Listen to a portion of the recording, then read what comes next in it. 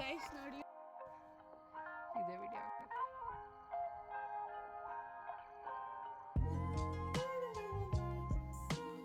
ಇವತ್ತು ನಾವೆಲ್ಲ ವಾಕ್ ಬಂದು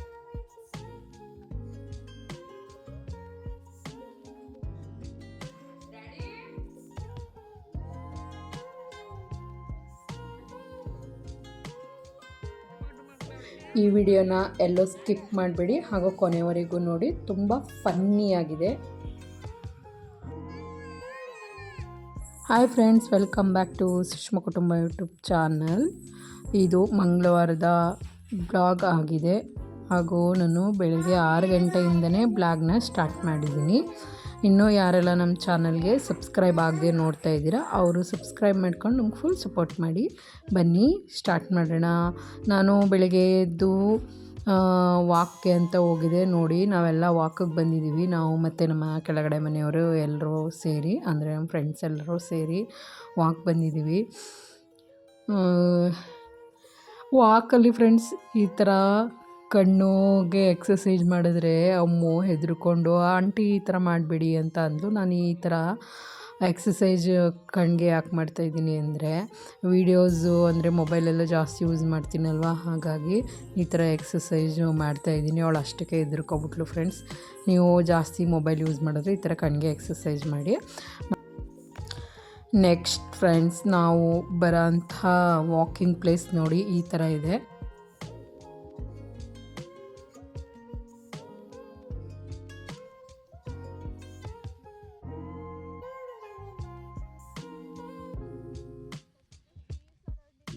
ನೆಕ್ಸ್ಟ್ ಇದಾದ ನಂತರ ನೋಡಿ, ಇಲ್ಲಿ ಲಕ್ಷ್ಮಿನೂ ಹಠ ಮಾಡ್ಕೊಂಡು ಬಂದಿದ್ದಾಳೆ ಫ್ರೆಂಡ್ಸ್ ವಾಕಿಗೆ ಅಂತ. ನಾವು ವಾಕಿಂಗ್ ಪ್ಲೇಸ್ ನೋಡಿ ಎಷ್ಟೊಂದು ತುಂಬ ಚೆನ್ನಾಗಿದೆ ಅಂತ. ನೋಡಿ, ಇವಾಗ ಲಕ್ಷ್ಮಿನ ಮಾತಾಡಿಸ್ತೀನಿ. ಇವತ್ತು ನಾವೆಲ್ಲ ವಾಕಿಗೆ ಬಂದಿದ್ದೀವಿ ಫ್ರೆಂಡ್ಸ್.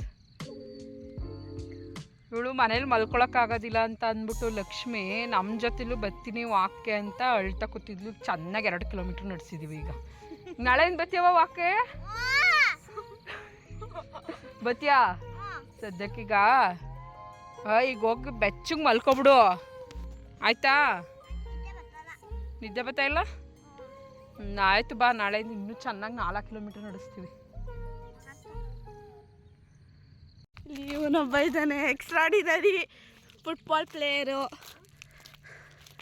ಬಾರ ಆಯಿತು, ನಿಂಗೆ ನೆನ್ಕೊಡಲ್ಲ. ಮುಗೀತು ಗೈಸ್ ವಾಕಿಂಗು ಮತ್ತು ಎಕ್ಸಸೈಜ್ ಎಲ್ಲ. ನಾನು ವನಿತಾ ಅವರು ಬರ್ತಾನೆ ಮಾತಾಡ್ಕೊಂಡು ಬಂದ್ವಿ. ಹಪ್ಳ ಮಾಡಬೇಕು, ಇಷ್ಟು ದಿನ ನಾವು ಮಾಡಿದ್ದೀವಿ. ಸುಷ್ಮಾರೇ, ಈಗ ಇವತ್ತು ನೀವು ಮಾಡಿ, ಅಮ್ಮ ಇದ್ದಾರಲ್ವ ಹಪ್ಪಳದ ಹಿಟ್ಟು ಮಾಡಿಕೊಡ್ತಾರೆ, ನೀವು ಮಾಡಿಸ್ಕೊಳ್ಳಿ ಅಂತ ಅಂದರು. ಈಗ ಅಮ್ಮಂಗೆ ಮಾಡಿಸ್ಕೊಳ್ಳೋಕ್ಕೆ ಅಂತ ಹೇಳಿ ನಾನು ಹಪ್ಪಳಕ್ಕೆ ನೋಡಿ ವಾಕಿಂಗ್ ಹೋಗ್ಬೇಕಾದ್ರೇ ಈ ಥರ ಸೀಮೆ ಅಕ್ಕಿನ ನುಣಿಸ್ಬಿಟ್ಟು ಹೋಗಿದ್ದೆ. ಬಂದು ಇದನ್ನು ಕೂಗಿಸ್ಬಿಟ್ಟು ಇವಾಗ ರುಬ್ಬಬೇಕು. ಈ ಕಡೆ ಚಪಾತಿ ಹಿಟ್ಟನ್ನು ಸಹ ರೆಡಿ ಮಾಡಿ ಇಟ್ಕೊಂಡಿದ್ದೀನಿ. ಈ ಕಡೆ ಬೆಂಡೆಕಾಯಿ ಗೊಜ್ಜು ಸಹ ಆಗ್ತಾಯಿದೆ.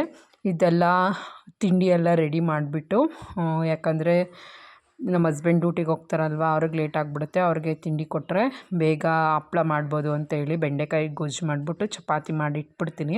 ಅದಾದಮೇಲೆ ಹಪ್ಪಳಕ್ಕೆ ನೋಡಿ, ಇಲ್ಲಿ ಕಾಣಿಸ್ತಿದೆಯಲ್ಲ, ಇದರಲ್ಲಿ 4 ಲೀಟ್ರು ನೀರು ಹಿಡಿಯುತ್ತೆ. ಈ ಥರದ್ದು 2 ಚೊಂಬು ನೀರು ಉದ್ದಿದ್ದೀನಿ, ಅಂದರೆ 8 ಲೀಟ್ರು ನೀರಾಯಿತು. ಮತ್ತು ಇನ್ನೊಂದು ಸೈಡು ಇಲ್ಲಿ ನೋಡಿ, ಇಲ್ಲಿ ಇವಾಗ ನಾನು ಬಾರ್ಲಿ ಅಕ್ಕಿ ಎಲ್ಲ ತಣ್ಣಗಾಗಿದೆ. ಇದನ್ನು ರುಬ್ಬಿಟ್ಟು ಹಪ್ಪಳದ ಹಿಟ್ಟು ಬೇಯಕ್ಕಿಟ್ಟಿದ್ದೀನಲ್ಲ ಬೋಸಿ ಒಳಗಡೆ ಹಾಕ್ತೀನಿ. ಹಾಕ್ಬಿಟ್ಟು ಸ್ವಲ್ಪ ನೀರು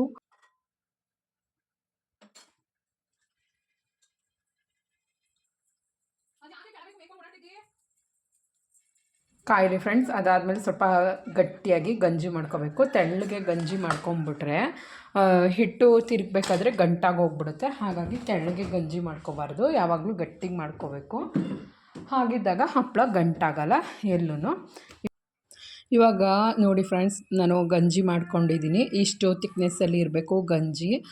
ಇದು ಗಂಜಿಗೆ ಮಾಡ್ಕೋಬೇಕಾದ್ರೆ ಸ್ವಲ್ಪ ಹಿಟ್ಟು ಹಾಕೋದು ಮಿಸ್ ಆಗೋಗ್ಬಿಟ್ಟಿದೆ, ಸಾರಿ.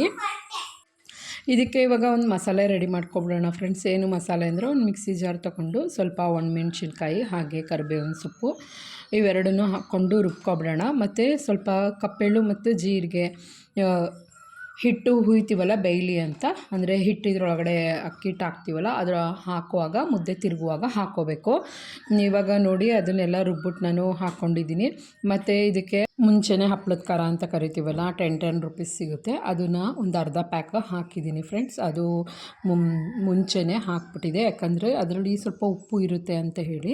ಮತ್ತು ಉಪ್ಪು ಜಾಸ್ತಿ ಹಾಕ್ಬಿಟ್ರೆ ಅದು ಇದು 2 ಉಪ್ಪು ಸೇರಿ ಜಾಸ್ತಿ ಆಗಿಬಿಡುತ್ತೆ, ಹಪ್ಪಳ ಚೆನ್ನಾಗಲ್ಲ ಅಂತೇಳಿ ಮುಂಚೆನೇ ಸ್ವಲ್ಪ ಹಪ್ಪಳದ ಖಾರ ಮತ್ತು ಸ್ವಲ್ಪ ಉಪ್ಪು ನಾನು ಟೇಸ್ಟ್ ನೋಡೋಕ್ಕೋಸ್ಕರ ಅಂತಲೇ ಮುಂಚೆನೇ ಹಾಕ್ಬಿಟ್ಟೆ, ಇಲ್ಲಾಂದರೆ ಉಪ್ಪು ಜಾಸ್ತಿ ಆಗಿಬಿಡುತ್ತೆ ಅಂತ.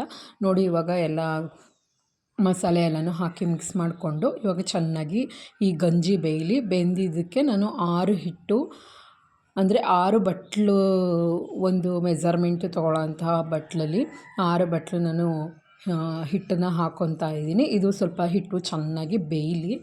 ಈ ಹಪ್ಪಳ ಚೆನ್ನಾಗಿ ಬೆಂದಷ್ಟು ಫ್ರೆಂಡ್ಸ್ ಹಪ್ಪಳ ಒಡೆಯಲ್ಲ, ತುಂಬ ಚೆನ್ನಾಗಿ ಬರುತ್ತೆ. ಇದಾದಮೇಲೆ ನೋಡಿ ಇಲ್ಲಿ ಸೈಡಲ್ಲಿ ನಾನು ತುಪ್ಪ ಹಾಕ್ಬಿಟ್ಟು ಚಪಾತಿನೂ ಸಹ ಬೇಯಿಸ್ಕೊತಾ ಇದ್ದೀನಿ. ಈಗ ಅದು ಬೆಂದಿದ್ದು ತುಂಬ ಹೊತ್ತು ಆಯಿತು, ಒಂದು 1/2 ಅವರ್ ಮೇಲೇ ಬೇಯಿಸಿದ್ದೀನಿ ಹಪ್ಪಳದ ಹಿಟ್ಟನ್ನ. ಈಗ ಲಕ್ಕಿನ ಕರೆಯೋಗವ ಅಜ್ಜಿನ ಅಂತ ಕಳಿಸ್ದೆ, ಅಜ್ಜಿನ ಕರ್ಕೊಂಡು ಬಂದಳು. ಈಗ ಅಮ್ಮ ತಿರುಗ್ತಿದ್ದಾರೆ.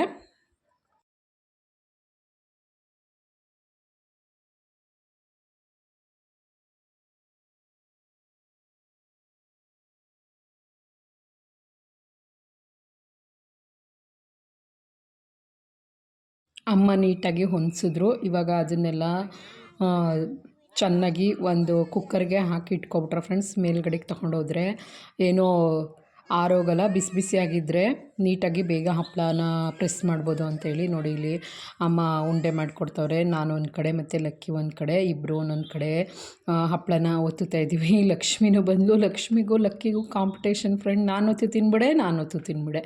ಆಗ ಇಬ್ಬರಿಗೂ ನಾನೊಂದು ಕೊಟ್ಬಿಟ್ಟು ಒತ್ತವ ನೀನೇ ಅಂತ ಅಂದ್ಬಿಟ್ಟು ಕೊಟ್ಟಿದ್ದೀನಿ. ಈಗ ಅವರಿಬ್ಬರು ಲಕ್ಷ್ಮಿನೂ ಲಕ್ಕಿನೂ ಒತ್ತುತ್ತವ್ರೆ.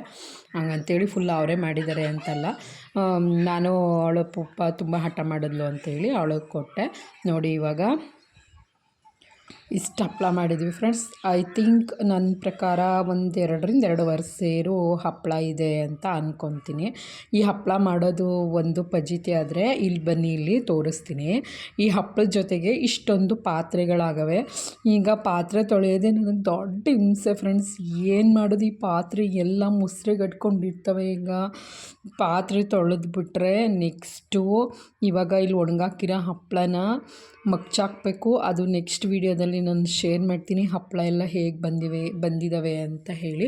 ಮತ್ತು ಕರಿದ ಹಪ್ಪಳನೂ ಸಹ ಎಷ್ಟು ಚೆನ್ನಾಗಿ ಬಂದಿದ್ದಾವೆ ಅಂತ ತೋರಿಸ್ತೀನಿ. ಇಲ್ಲಿ ನೋಡಿ, ಇಲ್ಲಿ ಹಪ್ಪಳ ಮಾಡಿದ ಪಾತ್ರೆನೂ ಬೇರೆ ಇಲ್ಲಿ ನೀರಲ್ಲಿ ನೆನೆಸಿದ್ದೀನಿ. ಇವಾಗ ನಾನು ನಿನ್ನೆ ವಿಡಿಯೋದಲ್ಲಿ ಅಪ್ಲೋಡ್ ಮಾಡಿದೆ, ಖಾಲಿ ಹೊಟ್ಟೆಲಿ ಸೋರೆಕಾಯಿ ಜ್ಯೂಸ್ ಕುಡಿಬೇಕು ಅಂತ ಹೇಳಿ, ಅಂದರೆ ವೆಯ್ಟ್ ಲಾಸ್ಗೋಸ್ಕರ.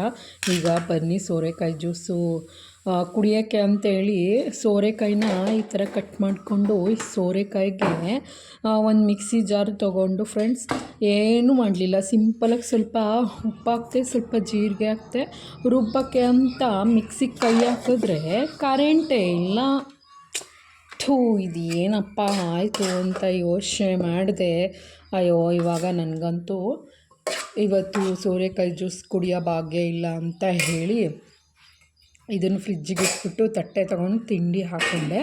ಚಪಾತಿ ಮತ್ತು ಬೆಂಡೆಕಾಯಿ ಪಲ್ಯ ಹಾಕ್ಕೊಂಡು ತಿಂದೆ ಫ್ರೆಂಡ್ಸ್. ಇವತ್ತಿನ ಬ್ಲಾಗು ಮತ್ತು ಇವತ್ತಿನ ತಿಂಡಿ ಎರಡೂ ಇಲ್ಲಿಗೆ ಮುಗಿಸ್ತಾ ಈ ವಿಡಿಯೋನು ಇಲ್ಲಿಗೆ ಎಂಡ್ ಮಾಡ್ತಾಯಿದ್ದೀನಿ. ನೆಕ್ಸ್ಟ್ ಸಿಗೋಣ ಹೊಸ ವಿಡಿಯೋದಲ್ಲಿ. ಈ ವಿಡಿಯೋ ಏನು ಅನ್ನಿಸ್ತು ಅನ್ನೋದನ್ನು ಕಾಮೆಂಟ್ ಮಾಡೋದನ್ನು ಮಾತ್ರ ಮರಿಬೇಡಿ ಫ್ರೆಂಡ್ಸ್. ಬಾಯ್.